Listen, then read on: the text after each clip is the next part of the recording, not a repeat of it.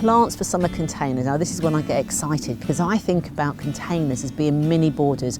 I've got a small garden, so there's only so much I can actually get into my little borders. So I use the containers as the overspill of excitement and continuing to keep the flowering going on.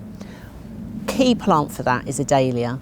Dahlias are fantastic because they come in a vast amount of colours, sizes, shapes.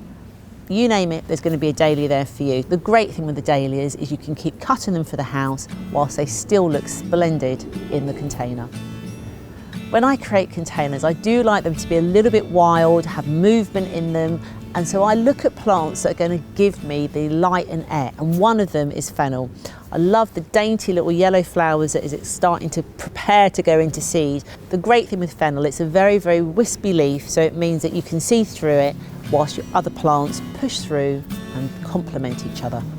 Verbena bonariensis is another fabulous plant for containers. It gives height and stature, but without the solidity of something like a dahlia.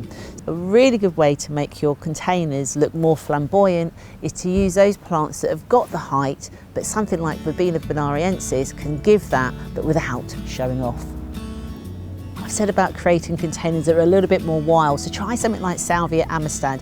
You can have Salvia amistad pink, or there's blue, so choose your colour, but with that tubular plant and that height and majesty about it, I think it adds a little bit of a twist and makes your containers look a little bit more exotic.